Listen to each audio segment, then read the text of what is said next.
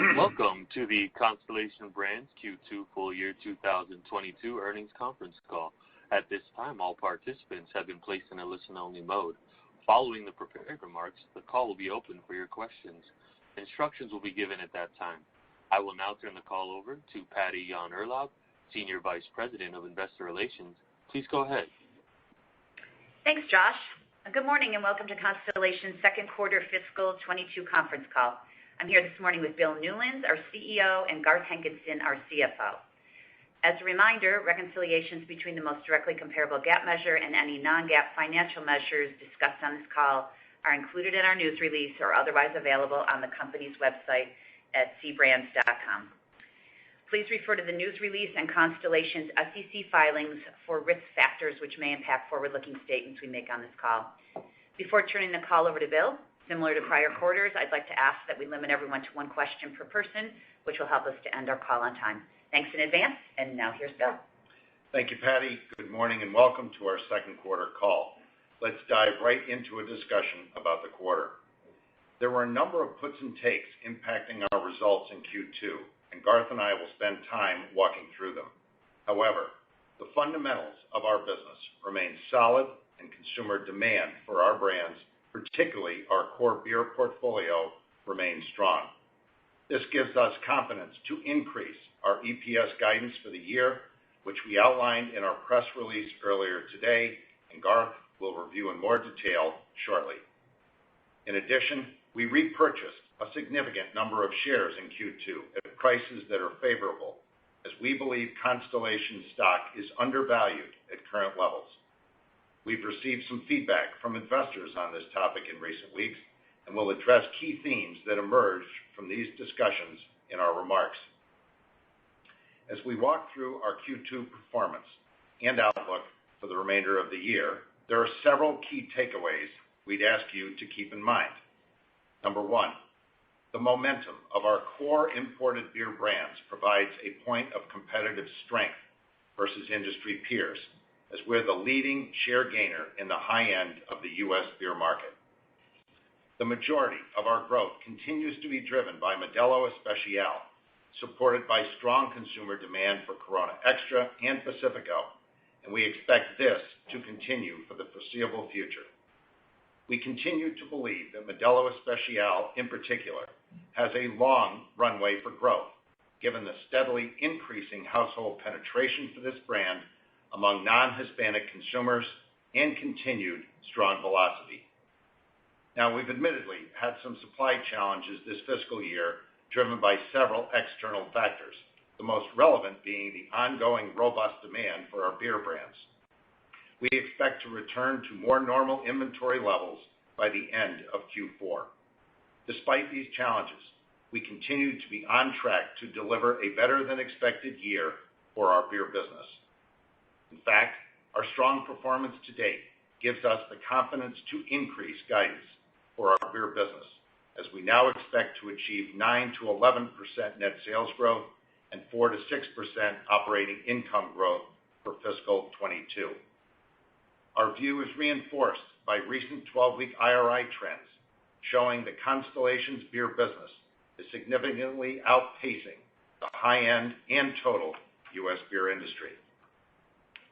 Point two, as it relates to our hard seltzer business, and building off our last point, we're unique in our position versus our competitors in this space, as our primary growth is coming from our core beer portfolio, and we're not reliant on the growth of hard seltzers and ABAs to achieve the medium-term growth goals for our beer business.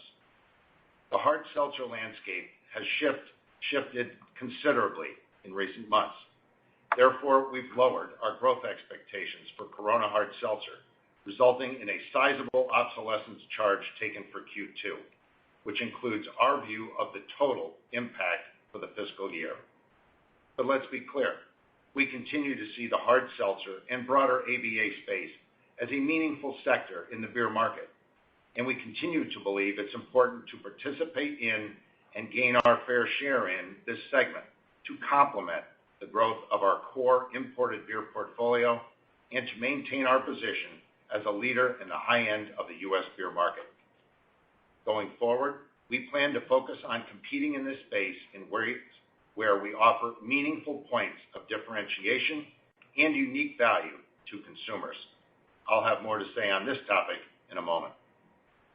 Number 3, while our wine and spirits business was challenged in the quarter by underperformance of several mainstream brands due to tough COVID comparisons, our recent route to market transition, and supply chain challenges for our imported wine brands, we continue to see the benefits of our premiumization strategy take hold. We're performing well in the high end of the wine segment, which represents the vast majority of expected industry growth over the next several years, and we continue to strengthen our capabilities in emerging growth channels key to long-term success, such as e-commerce and DTC.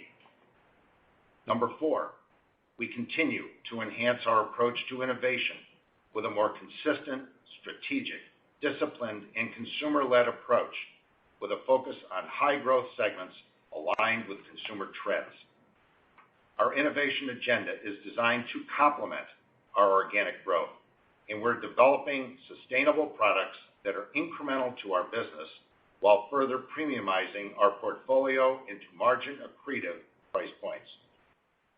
Over the years, we've been able to extend some of our brands into new spaces, recruiting new drinkers and expanding occasions, and we've achieved a healthy balance between growth from the core and from innovation. Number 5, our capital allocation strategy remains unchanged since I assumed the role of CEO almost 3 years ago. Since then, we've made significant progress in reducing debt and achieving our goal of returning $5 billion in value to shareholders by the end of fiscal year 23 through a combination of dividends and share repurchases. In fact, to date this fiscal year, we have repurchased $1.4 billion of our shares, and when combined with our dividend, we have achieved nearly 60% of our $5 billion goal. To be clear, our shareholder value equation is based on outsized growth combined with return of dollars to shareholders. One of the most important capital allocation priorities is to continue reinvesting in our beer business to keep up with robust demand for our products. Despite initial challenges associated with the build-out of a third brewery in Mexico, we have moved on to other capacity alternatives in the country. Our expansions in Nava and Obregon help ensure we have adequate production capacity for the medium term and will create much-needed redundant capacity that better enables us to manage through unexpected events like we've experienced these past 2 years. We continue to work with Mexican government to solidify plans for a new brewery in southeastern Mexico with adequate water supply and an available, talented workforce. Now let's move on to a more fulsome discussion about our performance within the quarter. During the quarter, the Modelo brand family posted depletion growth of 17% for the quarter and single-handedly drove total import share gains in IRI channels on a dollar basis. As the number 2 beer brand in dollar sales in the entire U.S. beer category, Modelo Especial is the only major beer brand growing household penetration and is leading the way as the number 1 share gainer among high-end brands. Modelo Chelada has become the number 2 brand family in the Chelada space, posting depletion growth of more than 50% for the second quarter.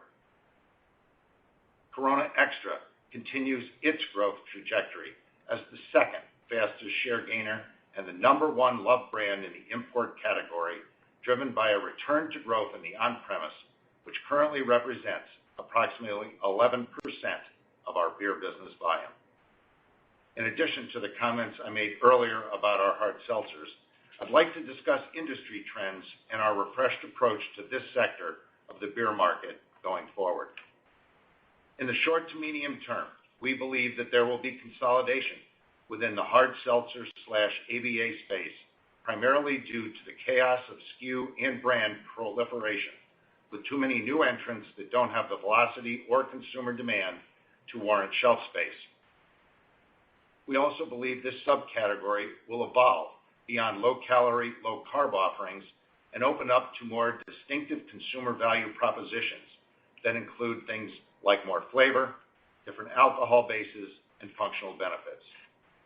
We've already started to innovate in this way with distinct products like Refresca and Limonada. We've also discovered that consumers are looking for more robust taste and flavor in their seltzers. As a result, we will be altering the flavor and taste profile of our seltzer portfolio to better align with the changing consumer preferences, while also introducing single-serve packages to better serve the growing convenience channel, our largest trade channel. And we have a solid lineup of innovation that we have yet to introduce. We have several great examples of our innovation strategy at work within our wine and spirits portfolio. This business continues to drive growth from recently launched innovations including Meiomi Cabernet Sauvignon, Kim Crawford Illuminate, The Prisoner Cabernet, and Chardonnay, all of which are amongst the top 10 innovations across high-end wine in IRI channels during the quarter. And our wine and spirits innovation pipeline is ready to go with further consumer-led new products as we head into our peak selling period, including the expansion of our Svedka ready-to-drink platform and the introduction of Woodbridge wine seltzers and boxed wines. In addition to driving growth through innovation, we're making progress with our core wine and spirits portfolio despite the previously mentioned challenges. We continue to take price to further premiumize our mainstream portfolio, as these steps are critical to maintain brand equity and to improve profitability, which will serve our brands well over the long term. We're putting points on the board in a number of areas where we're outperforming the U.S. wine market. Our high-end Super Premium Plus portfolio grew net sales double digits during the quarter. In on-premise channels, our investments are paying off with enhanced wine offerings at major restaurant chains. We're thriving in critical emerging channels like three-tier e-commerce and direct-to-consumer, which continue to drive high-end growth, where we're outpacing category performance at key accounts such as Instacart, Amazon, and Albertsons, with the resurgence of online shopping due to the COVID pandemic.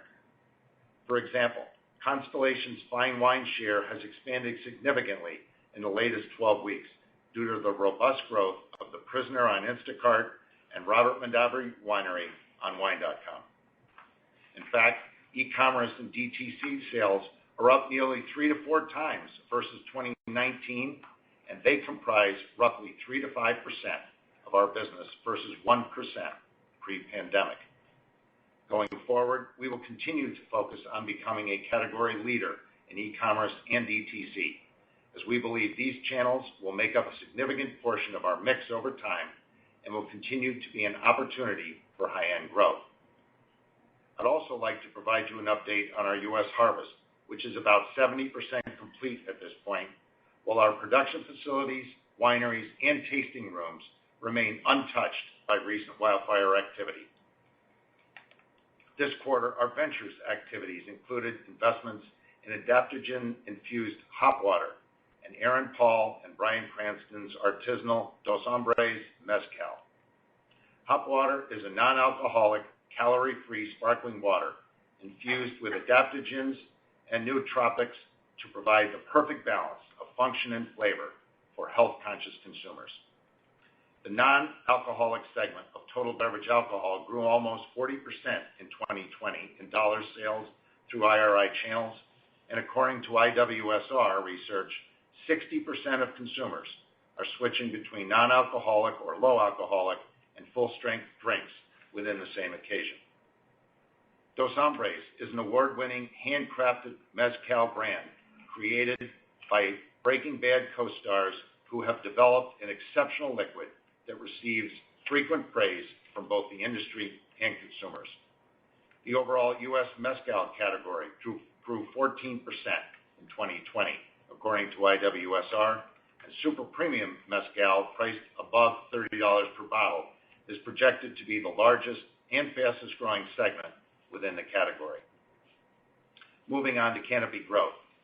We're encouraged by the recent introduction of the Cannabis Opportunity and Administration Act draft bill, which was introduced by Senators Booker, Wyden, and Schumer in July. More than 90% of Americans are in favor of cannabis legislation for medical purposes, and 2/3 of those are in favor of legalizing for recreational use as well. In fact, nearly 2 out of 3 Americans already have legal cannabis access, as 37 states have legalized for medical use and 18 states for adult use. While we're optimistic about federal legislation within this Congress, Canopy is not waiting for this reality to materialize. Canopy's U.S. business grew 91% year over year in their most recent quarter, driven by robust consumer demand for their CBD and CPG products, including Martha Stewart branded products, Quattro beverages, Storz & Bickel vape products, and BioSteel's new RTDs. Over the coming years, revenue for Canopy's U.S. business is expected to grow significantly as it benefits from increasing distribution and new product introductions. Once THC permissibility becomes a reality in the U.S., Canopy expects their U.S. business to make a substantially greater contribution to their results. Canopy has scaled a multi-state route-to-market plan ready for legalization and has leveraged Constellation's distributor relationships to fuel their U.S. non-THC business with more opportunities in a world post-federal permissibility. Overall, we're comfortable with Canopy's progress, and we're looking forward to the growth in legalization prospects for the business. In closing, I'd like to reiterate our main takeaways for this quarter. First, continued strong demand for our core imported beer brands provides a point of competitive strength versus industry peers, led by the #1 share gainer in the beer category, Modelo Especial, which we feel has ample runway for growth well into the future, given the steadily increasing household penetration rates among non-Hispanic consumers and continued strong velocity. The short-term supply disruption to our imported beer business does nothing to dampen our long-term prospects as we expect to return to more normal inventory levels by the end of Q4, and we're on track to deliver a better than expected year for our beer business. Second, we continue to see the hard seltzer and broader ABA space as a meaningful sector within the beer market. Going forward, we plan to focus on competing in this space in ways where we can offer meaningful points of differentiation and unique value to consumers, and we have some upcoming innovation in this space that we're optimistic about. Number 3, we continue to see benefits of our wine and spirits premiumization strategy take hold. We're performing well in the higher end of the wine segment, and we continue to strengthen our capabilities in emerging growth channels key to long-term success, such as e-commerce and DTC. Fourth, we continue to enhance our approach to innovation with a more consistent, disciplined, and consumer-led approach focused on high-growth segments aligned with consumer trends to complement our organic growth while developing sustainable products that are incremental to our business at margin accretive price points. And fifth, and certainly not least, our shareholder value equation continues to be based on outsized growth combined with the return of dollars to shareholders. And let me reiterate, our capital allocation strategy remains unchanged. We remain committed to our goal of returning $5 billion in value to shareholders by the end of fiscal year 23 through a combination of dividends and share repurchases.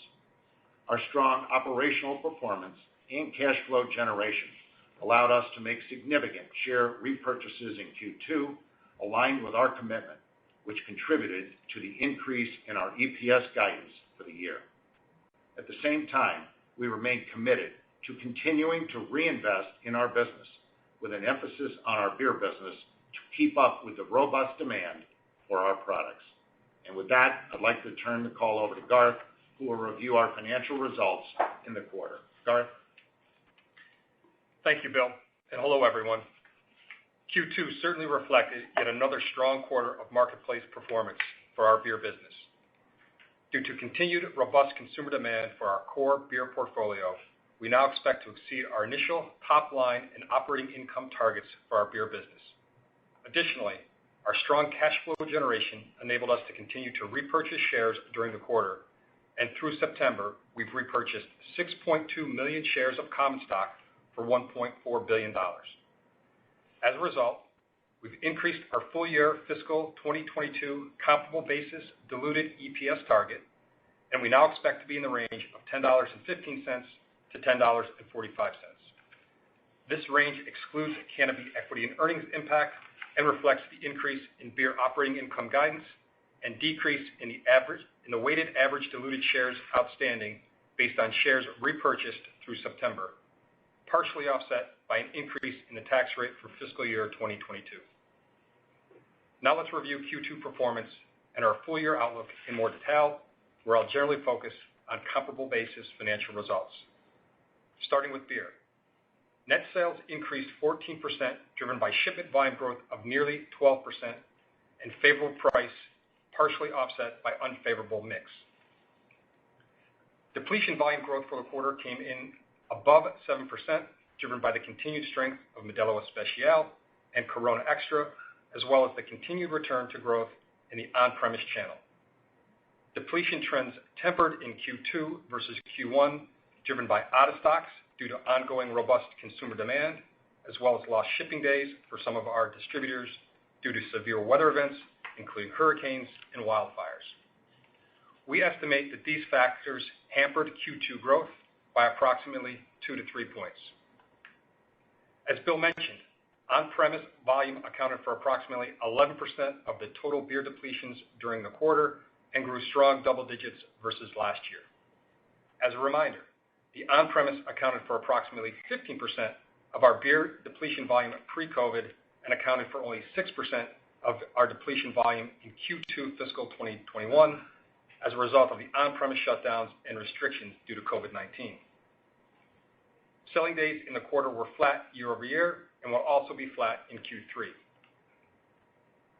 Wholesaler depletions continued to outpace cases shipped during Q2, resulting in lower than normal distributor inventory on hand at the end of the quarter. To rectify this gap, shipment case volume is expected to exceed depletion case volume throughout the second half of the fiscal year, resulting in a gradual improvement of distributor inventories during Q3 and Q4, as inventories are expected to return to normal levels by the end of the fiscal year. Moving on to beer margins. Beer operating margin decreased 530 basis points versus prior year to 37.2%. Benefits from favorable pricing, mix, and foreign currency were more than offset by unfavorable COGS, increased marketing investments, and higher SG&A. The increase in COGS was driven by several headwinds that include the following. First, a Q2 obsolescence charge of $66 million. As a result of our production constraints earlier in the year, we pre-built hard seltzer inventory in advance of the key summer selling season based on our best estimates for fiscal year 2022. Due to the overall slowdown in the hard seltzer category in the U.S., some of that growth is not going to materialize in the fiscal year, resulting in excess inventory. Second, increased brewery costs driven by labor inflation in Mexico, increased headcount, and incremental spend related to capacity expansion. Third, a step up in depreciation expense largely due to the incremental 5 million hectoliters at Obregon. And finally, as expected, increased material costs predominantly driven by increased commodity prices and inflationary headwinds on pallets, cartons, and aluminum. These COGS headwinds were partially offset by favorable fixed cost absorption. Marketing as a percent of net sales increased 150 basis points to 9.9 versus prior year as we return to our typical spending cadence, which is weighted more heavily towards the first half of the fiscal year. As a reminder, marketing spend in the first half of the prior year was significantly muted, resulting from COVID-19 related sporting and sponsorship event cancellations and or postponements. Lastly, the increase in SG&A was primarily driven by an increase of approximately $12 million in legal expenses, as well as higher compensation and benefits.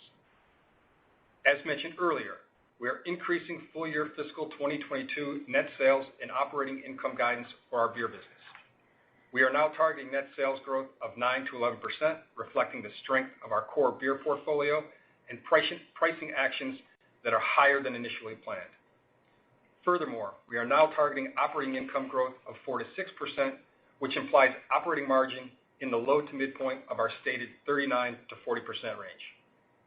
Please note that the updated guidance includes all obsolescence charges and legal expenses incurred in the first half of the fiscal year. We continue to expect our gross margin to be negatively impacted for the fiscal year as benefits from price and our cost savings agenda are expected to be more than offset by several cost headwinds. However, the mix and magnitude of these headwinds have changed from our original assumptions presented at the beginning of our fiscal year. First, we're still estimating a significant step up in depreciation expense, which began to accelerate in Q2. However, some of this depreciation started later in the year versus planned. As such, we are now estimating total beer depreciation expense to approximate $250 million, an increase of approximately $55 million versus last year, or a $10 million decrease versus our original planned estimate. Second, we still expect substantial inflationary headwinds across numerous cost components to continue during the second half of our fiscal year as commodity prices continue to rise, specifically across aluminum, diesel, and pallets, resulting from a rather volatile inflationary market. And third, due to the growth moderation within the hard seltzer market, as well as lower ACV levels across the category on new items, we do not expect our hard seltzer SKUs to meet originally planned volume expectations, which results in a positive mix benefit versus our original estimate. Conversely, due to the slowdown in the hard seltzer sector, excess inventory resulted in a fiscal year-to-date obsolescence charge of approximately $80 million. Please note that these losses cover our hard seltzer obsolescence exposure, and as such, we do not expect to take any additional obsolete charges in the back half of the fiscal year for hard seltzers.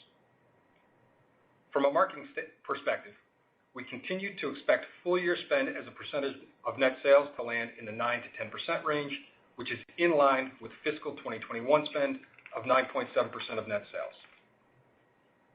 Looking ahead to Q3, I'd like to remind everyone of the difficult volume overlaps we will encounter as we're facing a 28% and 12% growth comparison for shipment volume and depletion volume, respectively. Additionally, we expect to perform our normal annual brewery maintenance during Q3, which will result in less throughput versus Q2 as we have to shut down production for a few days. As such, we are estimating low single-digit shipment volume growth for Q3. Moving to wine and spirits.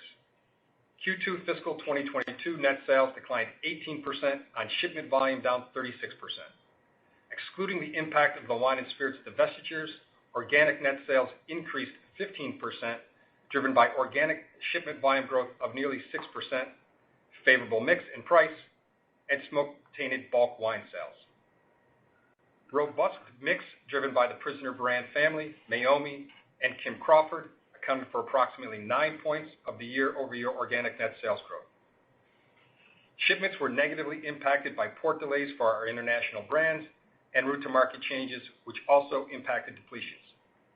Depletion volume declined 2% during the quarter and was additionally impacted by the challenging overlap to consumer pantry loading behavior, especially for our mainstream brands that experienced robust growth during the beginning of the COVID-19 pandemic. However, as we head into the second half of the fiscal year, we feel as though most of these challenges are behind us and expect shipment volume and depletion volume to generally align in the second half of fiscal 2022. Moving on to wine and spirits margins. Operating margin decreased 620 basis points to 19.7% as mixed benefits from the existing portfolio and divestitures combined with favorable price were more than offset by increased marketing and SG&A spend, higher COGS, and margin-dilutive smoke-tainted bulk wine sales. Higher COGS were driven by unfavorable fixed cost absorption and increased transportation costs. The unfavorable fixed cost absorption resulted from decreased production levels in New Zealand due to a frost during their harvest season earlier this year, as well as decreased production levels at our wineries in California due to the 2020 U.S. wildfires. These headwinds were partially offset by lower grape raw materials and other cost savings initiatives. Keep in mind that we're lapping lower SG&A spend in Q2 fiscal 2021 due to COVID and heavy smaller business post-divestitures resulting in significant marketing and SG&A deleveraging, impacting operating margins. For full year fiscal 2022, the wine and spirits business continues to expect net sales and operating income to decline 22 to 24% and 23 to 25% respectively. This implies operating margin to approximate 24%, which is flattish to prior year on a reported basis, but shows significant margin expansion on an organic basis. Excluding the impact of the wine and spirits divestitures, organic net sales is expected to grow in the 2 to 4% range. From a Q3 perspective, keep in mind that we are lapping unfavorable fixed cost absorption of $20 million in the prior year, resulting from decreased production levels as a result of the 2020 U.S. wildfires. We expect this favorable overlap to be partially offset by a continued increase in transportation costs and incremental unfavorable fixed cost absorption due to the New Zealand frost. Also, we continue to expect marketing and SG&A deleveraging as a result of the wine and spirits divestitures. As such, we expect marketing and SG&A to continue to be a significant drag to operating margins in Q3 fiscal 2022. Now let's proceed with the rest of the P&L. Fiscal year-to-date corporate expenses came in at approximately $117 million, up 7% versus last fiscal year. The increase was primarily driven by higher consulting services and compensation and benefits, partially offset by a favorable foreign currency impact. We now expect full-year corporate expenses to approximate $245 million, driven by an increase in compensation and benefits. Comparable basis interest expense for the quarter decreased 4% to approximately $96 million versus prior year, primarily due to lower average borrowings. We now expect fiscal 2022 interest expense to be in the range of $355 to $365 million. This slight decrease versus our previous guidance reflects early redemption of higher interest rate debt, as well as $1 billion of senior notes issued in July at attractive rates. Our Q2 comparable basis effective tax rate, excluding Canopy equity earnings, came in at 21.8% versus 16.9% in Q2 of last year, primarily driven by the timing of stock-based compensation benefits and a higher effective tax rate on our foreign businesses. We now expect our full-year fiscal 2022 comparable tax rate, excluding Canopy equity and earnings, to approximate 20% versus our previous guidance of 19%.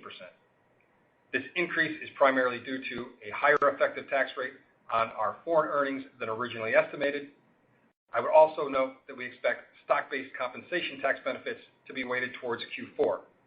As a result, we expect our Q3 tax rate to be higher than our full-year estimate and approximate 21%. We also now expect our 2022 weighted average diluted shares outstanding to approximate 192 million, reflecting the impact of our September year-to-date share repurchases previously discussed. Moving to free cash flow, which we define as net cash provided by operating activities less CapEx. We generated free cash flow of $1.2 billion for the first half of fiscal 2022, which is flat to prior year, reflecting strong operating cash flows offset by an increase in CapEx. CapEx totaled $353 million, which included approximately $295 million of beer CapEx, primarily driven by expansion initiatives at our Mexico facilities. Our full-year CapEx guidance of $1 to $1.1 billion, which includes approximately $900 million targeted for Mexican beer operation expansions, remains unchanged. Furthermore, we continue to expect fiscal 2022 free cash flow to be in the range of $1.4 to $1.5 billion. This reflects operating cash flow in the range of $2.4 to $2.6 billion and the CapEx spend previously outlined. In closing, I want to iterate that while we had our fair share of challenges during the first half of our fiscal year, resulting in several puts and takes impacting our results, the fundamentals of our business remain strong and consumer demand for our products, particularly our imported beer portfolio, remains robust, providing us with strong momentum as we head into the second half of our fiscal year. And with that, Bill and I are happy to take your questions. Thank you. As a reminder, to ask a question, you will need to press star 1 on your telephone. To withdraw your question, press the pound key. Please limit yourself to one question. Please stand by while we compile a Q&A roster. Our first question comes from Dara Mohsenian with Morgan Stanley. You may proceed with your question. Hey, guys. So on the beer top line front, first just a detailed question. Given the volatility here and the tough comp in Q3, can you give us an update on how September depletions are trending so far? And also for the quarter, are you expecting depletions to still be above that low single-digit shipment rate that you mentioned, or is that tough with the difficult 12% depletion comp? And then second, the longer-term question is, you raised beer revenue guidance for this year.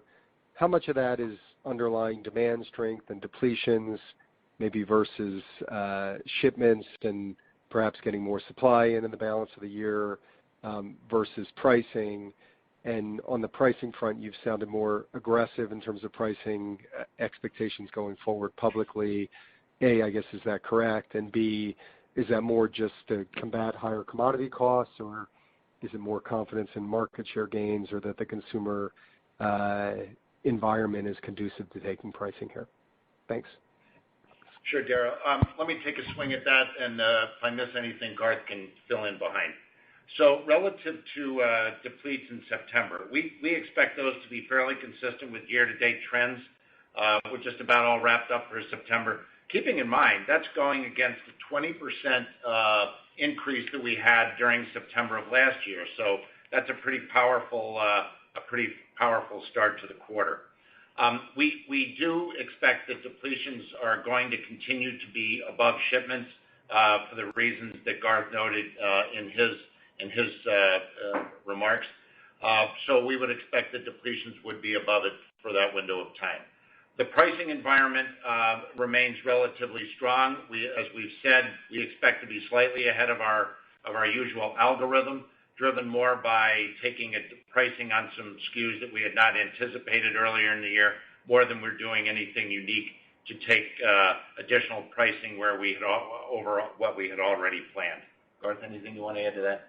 No, I would just say on the depletions for the quarter, depletion growth will absolutely outpace shipment growth in the quarter, but on an absolute basis, shipments will outpace depletions, which helps us get into a better position from an inventory perspective. Yeah, keep in mind, as we've said, we have our inventory levels at our distributors below what we would like to see and what they would like to see on an ongoing basis. So we would be expecting to fill some of that in as we get our inventory levels back to normal position by the end of the fiscal year.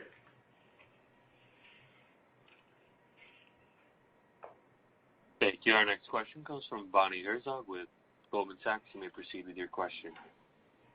All right, thank you. I actually had a question on your guidance as well. I just, in thinking through it and thinking about the midpoints of your new beer guidance for the full year, this does imply a pretty big step down in the second half. For instance, your new guidance implies around, 4.5% beer shipment volume growth, 3% off income growth, and then beer margins of 39% for the second half. And that compares to, your beer margins of 40% in the first half, which did include the $80 million obsolescence charge that you called out. So I guess I'm trying to understand your level of conservatism, with your new FY guidance, especially with margins, given, you mentioned there's going to be no more charges in the second half. You highlighted you plan to take incremental pricing, and then there are a few other net positives, Garth, that you called out. So just want to make sure I'm not missing anything or maybe what's changed here. Thanks.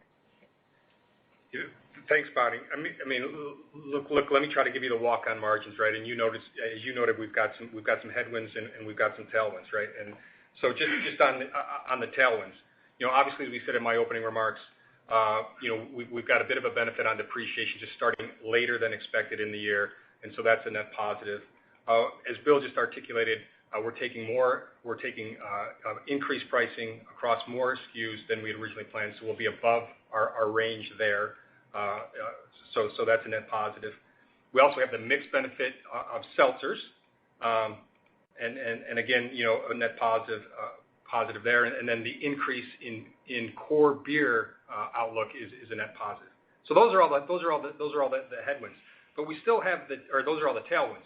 But we still have the headwinds that we've been talking about all year long, right? So even though depreciation is coming in less than expected, we still have an uptick in depreciation in the second half of the year. We still are facing increase in commodity prices, including aluminum, diesel, natural gas, wood. Those will continue in the second half of the year. Now, we think that the guidance that we provided takes into account all of those cost increases, so we feel we have those covered. But again, we just continue to have these puts and takes, and we feel confident that in the margin outlook that we've provided. Keep in mind too that even though we're going to have a mixed benefit from seltzers, we still are going to sell seltzers, and those are margin dilutive, as we've noted previously.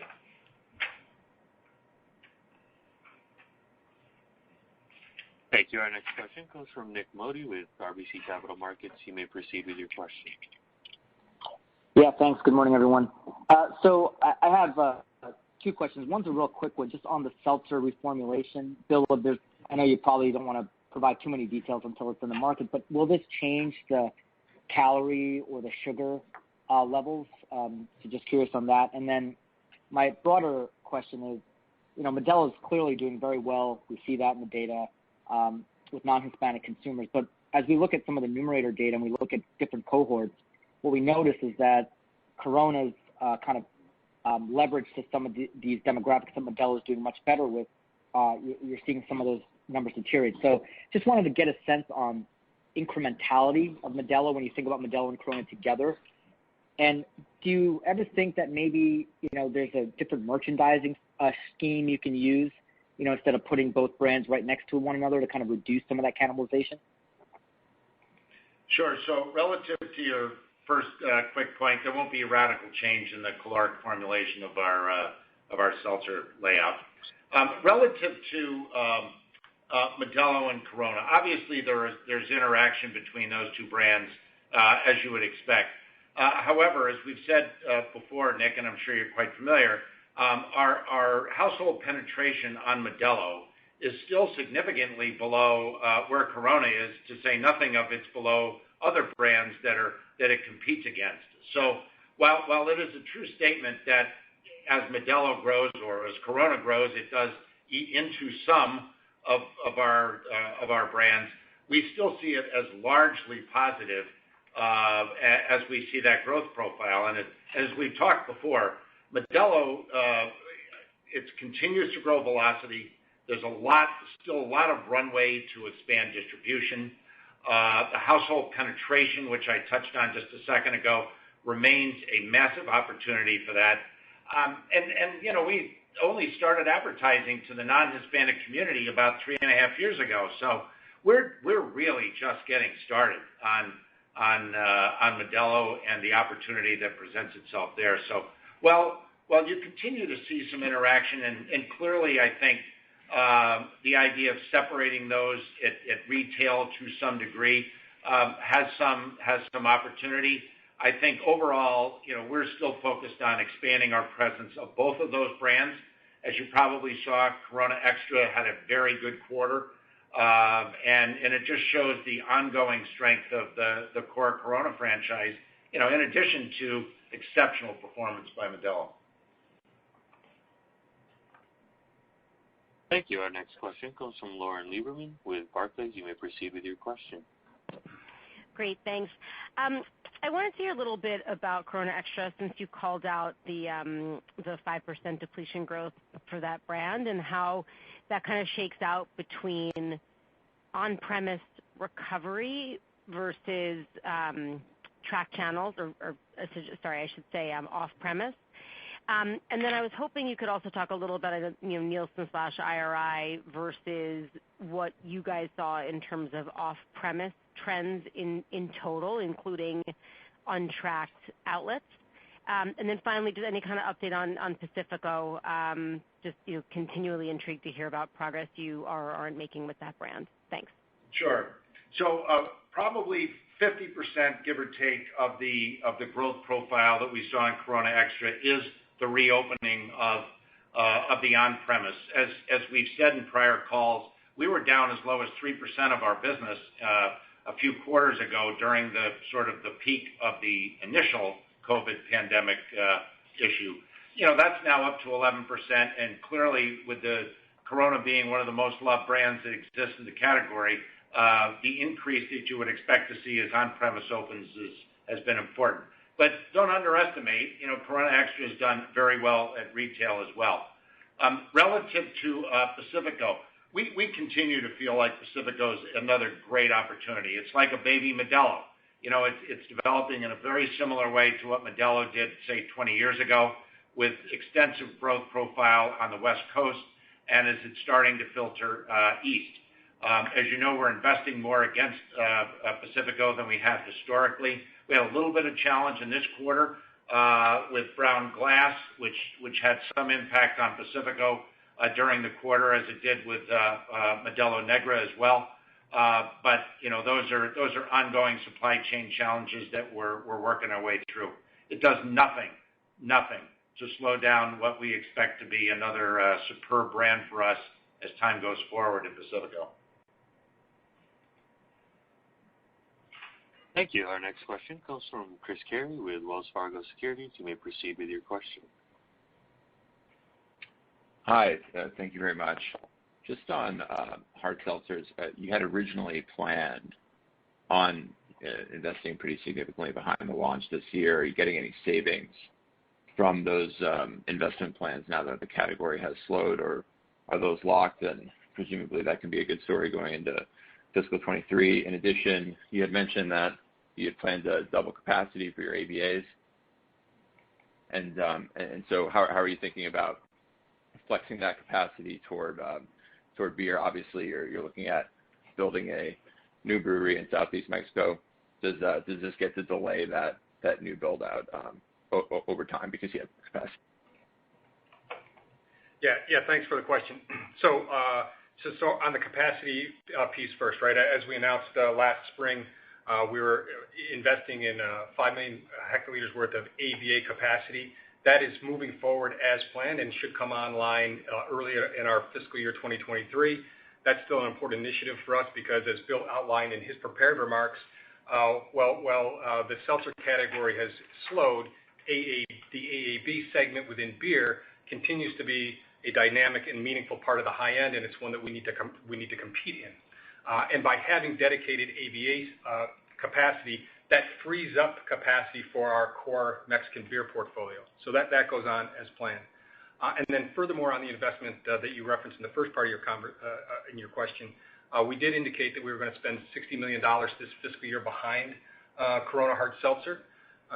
Most of that spend was slated to be spent in the first half of the year, so that has been spent, and that which wasn't spent is being redirected to invest behind our core Mexican beer portfolio. The only other thing I'd add to that on the last part of your question was about whether or not it causes any delay in what we would do to invest in the Southeast. As I said, we're continuing to work with the Mexican government. We feel the Southeast is highly likely to be where we put our next brewery position. And as we've said, because of robust demand, we're going to continue to invest to support our business.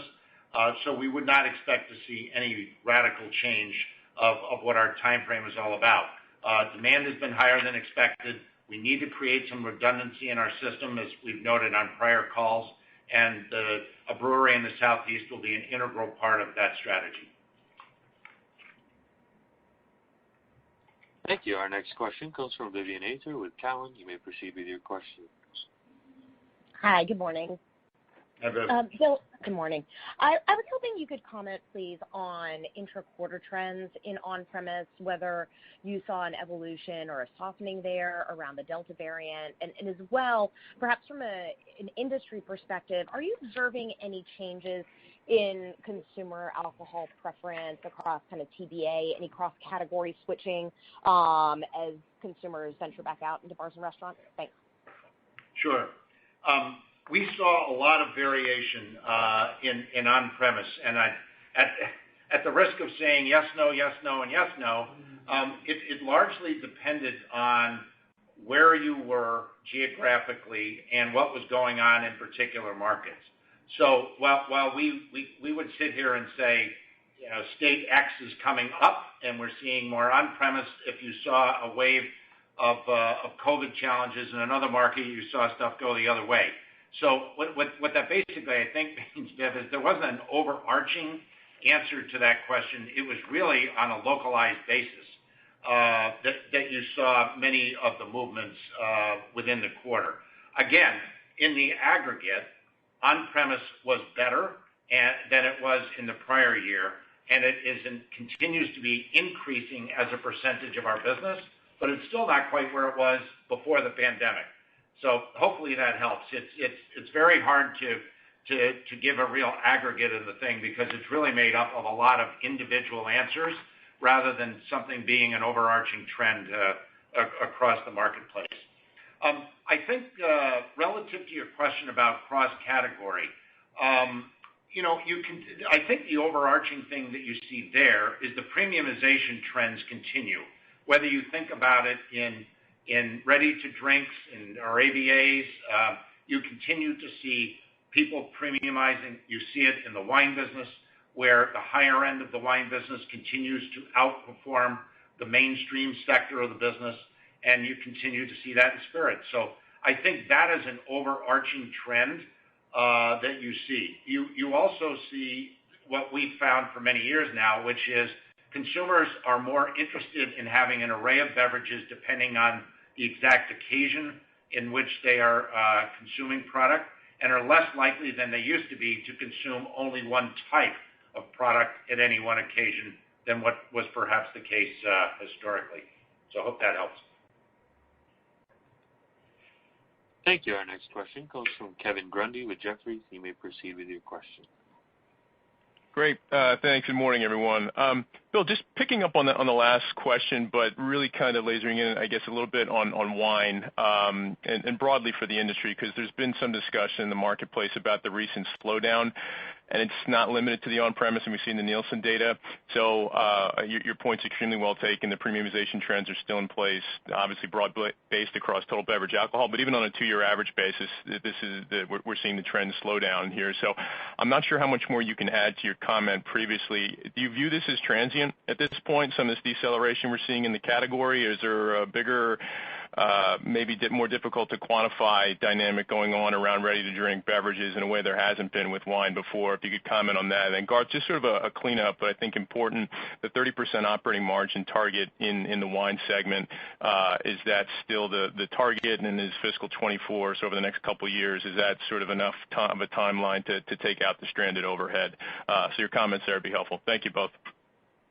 I think you got to keep in mind, relative to the higher end of the wine business, you're also seeing some what I'll call channel evolution, and things like three-tier e-commerce and direct-to-consumer.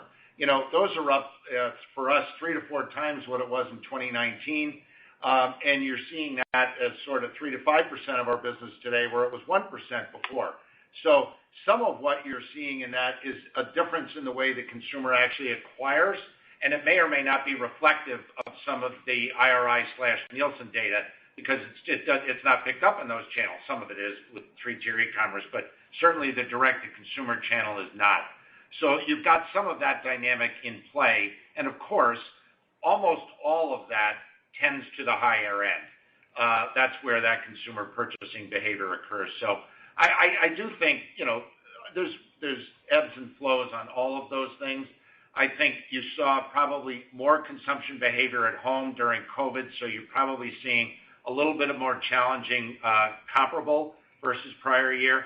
So I think as we get, hopefully, back to a bit more normalcy, I think you'll continue to see what the long-term trend is, which is that the higher end of the business continues to outperform, and then it's a strong growth play for that sector. Garth? Yeah, on the wine margins, certainly the target margin for wine is still 30%. As we've said all along, that it was going to take us about 2 years post divestiture of the low end for us to be able to achieve that 30% operating margin. So by the time we get to the end of our fiscal 2023, wine should be in that zip code. Obviously, the progress on that is underway. We're making good progress, as we've said before. In order to get there, there's a number of initiatives that we have to make progress on. That's pricing, mix, footprint optimization, making smart design to value choices. And like I said, I mean, we're making good progress, and we're confident that we can get to 30% by the end of 2023. Thank you. Our next question comes from Robert Ottenstein with Evercore. You may proceed with your question. Great. A couple of questions. First, obviously, the low inventories hurt depletions. Can you give us a sense of where you think depletions would have been if, you had full inventory levels? And I'm hearing it hurt Corona most. Can you verify that? Obviously that's a little bit of a tough question to answer because, unlike a year ago where we were very selective of what we produced, this year we've been producing all SKUs. We've just had trouble keeping up with the demand. Our best estimate would probably be in the 2 to 3 percentage points that we lost in this process. But again, in most instances, if a consumer is looking for our brand, they may have an issue at a particular point in time finding a SKU, but they don't have trouble finding our brand. So I think that's probably the way to think about it. Great. And then second question, as you kind of do a diagnostic on what happened with Corona Seltzer, I think I heard you say, that flavor was an issue, that the consumer wants more flavor. So as you think about it, was it a question of the taste not being differentiated, or is there an issue with having a brand that's associated with a beer, or are there other factors, in addition to obviously the sector slowing a little bit? Just like to hear a little bit more of your diagnostic on the situation. Well, I would put more emphasis on your very last point, which is the sector changed a lot versus what everybody anticipated. I think we were probably a bit on the conservative end compared to some of the competition as to what they expected going into this year, where some of them were predicting in excess of 50% growth. We projected less. But even as it was, we were wrong. So, that is the fundamental issue. When you combine that with the fact that we pre-produced, which again at the time was about production scheduling and in our judgment was the right thing to do at the time, that in hindsight did not work out for us as well either. But you got to keep in mind, despite all that, it's a relatively small percentage of our overall growth profile. It is additive to our growth. It is not the majority of our growth. The majority of our growth continues to be the robust demand against our core beer portfolio, and that's where we expect it to continue to be. So now, relative to the formulation, we obviously do a lot of consumer research and we track consumer perspectives, and we have found that consumers are desiring a bit more flavor and a bit more differentiation within their seltzer preferences, and we plan to address those consumer needs. Thank you. Our next question comes from Sean King with UBS. You may proceed with your question. Great. Thanks for the question. Thinking longer term on the margin front and some of the long-term exposures you have and hedges you have in place, is the second half of fiscal 22 the right way to be thinking about margins in 23? Look, I think the right way to think about margins over the near and medium term is consistent with our long-term growth algorithm, which is that we're going to achieve margins in the range of 39 to 40%. And as we say in every call, those are best-in-class margins, and we're unapologetic about those. and in any given fiscal year, margins might be slightly higher than that due to tailwinds, and in some years they might be slightly lower than that due to too many headwinds. But the right way over the medium term is to think about those in the range of 39 to 40%. Thank you. Our next question comes from Nadine Sarwat with Bernstein. You may proceed with your question. Hi, thank you for taking my question. I want to circle back to Pacifico, and you had called out the brown glass challenges that you faced. So obviously that brand saw weaker Nielsen off-trade trends this quarter, and I noticed that you didn't call out its depletion figures in the release. So could you provide this and maybe give us some color as to if there were other issues outside of the glass issue you already called out? Thanks. Sure. We had mid-single-digit depletion growth in that brand during the quarter, and obviously it was constrained. We would have expected it to be higher without any supply chain issues that revolved around brown glass. Thank you. Our next question comes from Andrea Teixeira with J.P. Morgan. You may proceed with your question. Thank you. Good morning. So I wanted to go back to the depletion and shipments commentary. You said depletion should outpace the low single-digit shipments you guided in the 3Q, which would imply a sequential acceleration in 3Q from the 12% on a two-year stack that you achieved in the second quarter. So given that you're facing a tougher comparisons as you grew depletion the same amount, about 12% in the third quarter of last year, is that acceleration on the two-year coming mostly from on-premise and at-home decelerating but still growing? Is that the way we should be thinking? In other words, should we think about beer depletion growing around mid-single digit when you said, I think you said it emphatically, that the third quarter depletions would outpace shipments as well? And then related to, and just a clarification on the pricing front, should we think that you will have about 3% price mix realization already in the 3Q? And what are you seeing elasticities playing out so far? Thank you so much. Sure. So just on Q3 shipments and depletions, what we said in terms of from a growth perspective, shipments will grow in the low single digits and depletions will grow higher than that. We furthermore said that on a volume basis, depletions, shipments would outpace depletions, and therefore we'd make progress in returning inventory to more normal levels by the end of our fiscal year. On the pricing question, what we said on that is that our typical pricing algorithm has us gaining 1 to 2 percentage points per year. Given the pricing environment that we're in this year, we're able to be a little bit more aggressive on products that we wouldn't otherwise take pricing on, and so we're going to take pricing on those SKUs, and as a result, we'll be slightly above our 2% this year. Thank you. Our next question comes from Laurent Grandet with Guggenheim. You may proceed with your question. Yes, good morning, everyone, and thanks for the question. So I'd like to come back on the seltzer category. So first, what is the growth you are envisaging for the category? And really, I'm interested in the rationale behind it and thinking about the next, let's say, year or so. And then, as you mentioned, there will be a consolidation with the elimination of lower velocity SKU. Do you see a risk potentially for the Corona Seltzer, I mean, the white can, as that SKU has been significantly underperforming the category? So do you see a risk here that you could lose ACV? And finally, how are you planning to gain the fair share of the seltzer category, especially as a Mexican brand, I mean Topo Chico, is really becoming more national beginning of next year, and also launching a margarita more flavored than SKU. So I'd like to understand how you play that. Sure. If I understood the first part of your question correctly, I mean, keep in mind that the beer category has been roughly flat at a time when we are up roughly 8%. So there is a significant delta between what the overall category is performing and what we are performing. We're radically outperforming the category.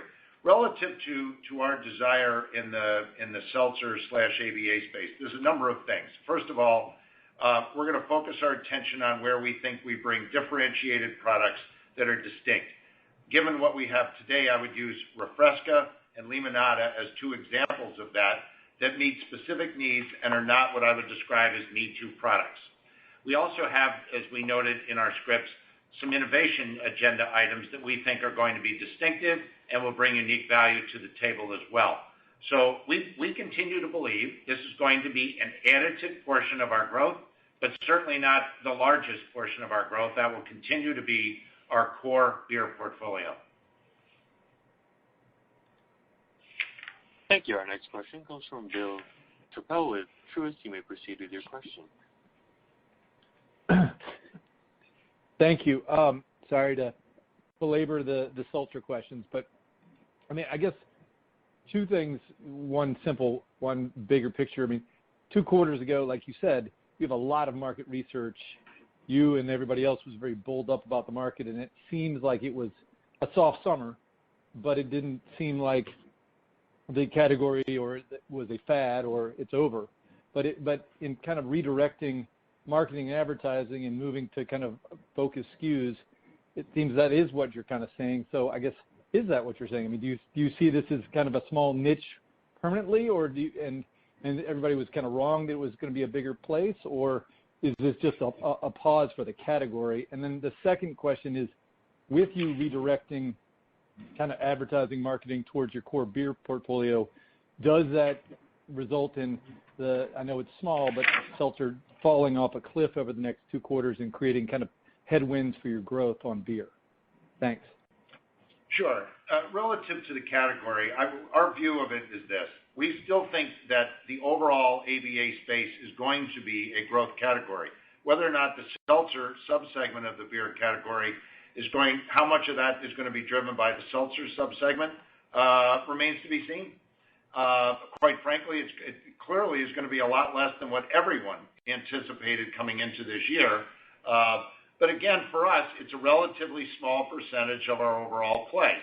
So, we are not entirely reliant on success in the seltzer category. In fact, we expect to achieve our algorithm through our core beer business. Relative to the question of will this put a damper on our growth in the beer business if seltzer is challenging? Not really. The fact that we were able to raise our guidance is largely driven by the fact that we're able to make more beer. And we're able to make more beer because we're making a little less seltzer, and that is margin accretive, and it's a very high growth category. So I realize there's a bad side and a good side to that answer, but the reality is it's not inconsistent with what we've always seen, which is our core business portfolio of beer from Mexico continues to radically outperform the industry, and we continue to be the leader in the high-end growth. So is it going to be any different going forward? I think a little bit remains to be seen. We're going to have a little bit more of a watch and see effort than we had before. I think everyone got a little bit excited about seltzer, and frankly, the category has slowed significantly. So I think we will probably do a much better job of being guarded in terms of our expectation around that, while continuing to leverage our outstanding portfolio of core beer brands.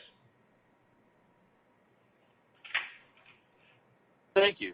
I would now like to turn the call back over to Bill Newlands for any closing remarks. All right, thanks very much. And thank you all for joining our call today. Despite some challenges impacting our results this quarter, as you can see, we remain very confident in the strength and underlying fundamentals of our business.